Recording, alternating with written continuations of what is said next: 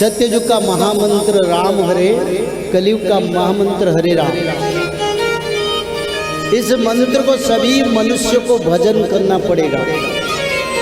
नहीं करेंगे तो सत्ययुग को नहीं जाएंगे। और क्या भजना पड़ेगा? माधव नाम। और क्या करना पड़ेगा? त्रिकाल संध्या। और क्या करना पड़ेगा? भागवत पठन। नारद महामुनि कहते हैं कलयुग का जब युवा अवस्था करीब कलयुग को 2000 साल में आ गया तो 4000 साल में कलयुग का बुढ़ापा अवस्था। तो अभी कितना युग समय चल रहा है? कलयुग 5125 साल कलयुग को चल रहा है। उसमें कलयुग का समाप्त हो गया। पर भारत की बहु परंपरा नहीं मानते। आजकल भी लोग मानते हैं, भविष्य मालिका को प्रचार भी करते हैं।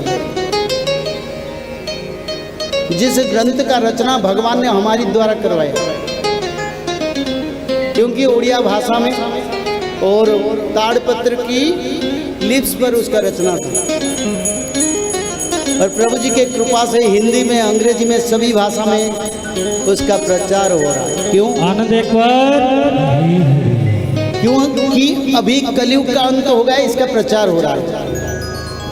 जगन्नाथ संस्कृति के ये पवित्र शास्त्र हैं जिसको नित्य पंच सखाओं ने रचना की।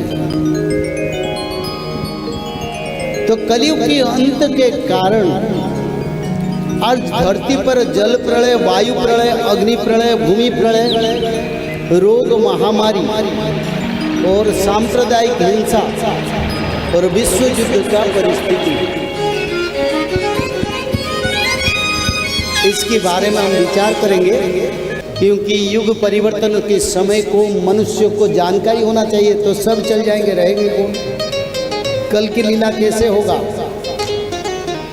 और कल की भगवान का लीला ले होगा नहीं तो दुनिया थोड़ा रहेगा क्या? असुरों ने तो नष्ट कर दिया धरती को, पाप करके। जीव हत्या, मातृ हत्या, पितृ हत्या, भ्रूण हत्या, जीव हत्या, गौ हत्या, क्या नहीं हो रहा? धरती बचेगा कैसे? धरती पर बार बार भूकंप क्यों हो रहा है? कारण क्या है? जो लोग बोलते हैं उनको पूछो भूकंप के कारण क्या 20 साल पहले था, फिर आज क्यों होता है? कल अमेरिका में 8 पॉइंट रिक्टर स्केल में भूकंप हुआ। 8 पॉइंट। भगवान ने तो बचा दिया। जल क्षेत्र में हुआ, स्थल भाग में होता तो सब मर जाते। आगे 16.8 तक भूकंप होगा। 16.8 बचेंगे कैसे? तो आप लोगों को राम हरे, कृष्ण हरे, माधव नाम, त्रिकाल संध्या और एक अध्याय भागवत। तो गर्ग मुनि ने क्या लिखे? अधास चतुर सहस्राणि कलौ चतुर शतानि च गते गिरिवरे श्रीनाथ प्रादुर्भविष्यति। ये गर्ग संहिता में लिखा है। क्या लिखा है? अधास चतुर सहस्राणि वर्षाणम तद कृतम युगम। 4000 वर्ष के बाद कृत युग, सत्य युग आएगा। गर्ग मुनि ने लिखे। कब लिखे? द्वापर युग के अंत में लिखे। और युग संध्या भी आएगा। और कुल मिला के कलयुग को 4800 वर्ष भोग होगा। अभी कितना चल रहा है? 5125। तो इसलिए शास्त्रों के अनुसार कलयुग का अंत हुआ है। भागवत महापुराण के अनुसार कलयुग का अंत हुआ है। पर भागवत महापुराण को सही व्याख्या नहीं होता है। इस कारण आपको इसकी जानकारी नहीं। तो इसलिए अब कलयुग के बारे में भविष्य शास्त्र में क्या लिखा है? भगवान के अति करीब नित्य पंच सखाओं ने भविष्य पुराण में लिखे हैं कलयुग को 5000 वर्ष भोग होगा। भले 4800 वर्ष में कलयुग का अंत होना था, पर प्रभु जी की इच्छा है और 200 साल आगे लेंगे। तो अभी 5125 साल चल रहा है, कलयुग का अंत हो गया। आगे काशी क्षेत्र के ऊपर गंगा नदी आएंगे, बड़ा आनंद से समय आ रहा है। नहाने के लिए नहीं, धोने के लिए आएंगे। काशी क्षेत्र में सफेद उल्लूक बैठा है। इसका कारण क्या है? सफेद उल्लू का आने से धरती पर अच्छा होता है, मनुष्य का धन जन गोपलक भी बढ़ता है। मैंने बोला यही नहीं है। बोले क्यों? सब बोलते हैं। मैं बोला भविष्य पुराण देखे तो जाने ना। किसको भविष्य पुराण मालूम है? सफेद उल्लू को प्रभु जी के मंदिर पर बैठने का कारण सत्ययुग का आगमन है। सत्ययुग का आगमन होगा, सत्य का चिन्ह ये सफेद कलर है। आनंद एक बार।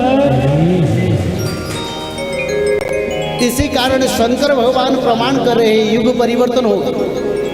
कुछ दिन पहले शंकर भगवान क्षेत्र में सारे देवताओं का मीटिंग हुआ था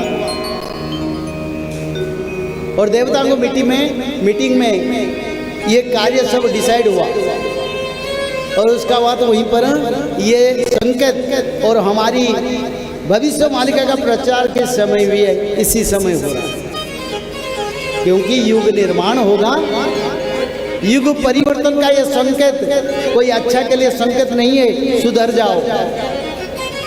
सुधरना क्या है? त्रिकाल संध्या करो, भागवत पढ़ो, माधव नाम भजन करो, कल की भगवान को शरण में जाओ, तब उद्धार हो। क्योंकि अब कलयुग की समाप्त होके विनाश लीला का समय है। तो इसीलिए समय बड़ा मूल्यवान है। कल विचार करेंगे। जय श्री माधव। जल प्रलय, महामारी और भूकंप, अग्नि प्रलय, वर्ल्ड वार 3 और महाविनाश, ये तो एक दिन होना ही है। लेकिन इस सब से आप बच कैसे सकते हैं? सबसे पहले नॉनवेज खाना छोड़ दीजिए, अंडा भी नहीं खाना है, और किसी भी तरह का नशा मत करिए, और गलत काम मत कीजिए, और सत्य, प्रेम, दया, क्षमा और शांति का आचरण कीजिए। और 3 चीज कीजिए। उसमें से सबसे पहला है त्रिकाल संध्या यानी त्रिसंध्या। उसको दिन में 3 बार करते हैं। जैसे सुबह में करते हैं ब्रह्म मुहूर्त में, सुबह 4 बजे से लेकर के 6 बजे के बीच में आप कभी भी कर सकते हैं। लेकिन आपको समय नहीं मिला तो समय आप आगे पीछे कर सकते हैं, आधा घंटा 1 घंटा पीछे कर सकते हैं। दोपहर में 11:30 बजे से लेकर के दिन का 1 बजे तक कर सकते हैं। उसके बीच में शाम को 5 बजे से लेकर के 6:30 बजे तक कर सकते हैं। दिन भर में 1 बार नहा के त्रिकाल संध्या जरूर करें। बाकी समय आप हाथ पैर मुंह धोकर भी कर सकते हैं, और 3 बार आप श्री गंगे बोल करके स्टार्ट कर सकते हैं। जो दूसरा उपाय है वो है श्रीमद् भागवत महापुराण पठन। दिन में 1 अध्याय जरूर पढ़ें। दिन भर में 1 अध्याय जरूर पढ़ें। वो भी ना हो सके तो 1 पन्ना तो जरूर पढ़ें। अगर उतना भी समय नहीं है तो 1 श्लोक जरूर पढ़ें। तीसरा उपाय माधव नाम का जप करें, निरंतर करें। कोई भी काम करते हुए करें, हमेशा माधव नाम का जप करें। त्रिसंध्या का पीडीएफ, श्रीमद् भागवत महापुराण का पीडीएफ और भविष्य मल्लिका का फ्री ई बुक भविष्य मल्लिका पुराण, ये सब आपको डिस्क्रिप्शन बॉक्स में मिल जाएगा। भविष्य मल्लिका के बारे में अधिक जानकारी के लिए आप भविष्य मल्लिका के वेबसाइट पर संपर्क कर सकते हैं, भविष्यमल्लिका.com। और अधिक जानकारी के लिए भी कल्कि अवतार ऑफिशियल चैनल को देख सकते हैं, जहाँ पर मल्लिका के बारे में खुलकर बातें रखी गई है, जहाँ पर आप लगभग 1000 जितना वीडियो आपको देखने को मिल जाएगा। और भी आपको अधिक जानकारी जानना है त्रिसंध्या के बारे में और कोई आपको सवाल है तो नीचे दिए गए नंबरों पर आप संपर्क कर सकते हैं।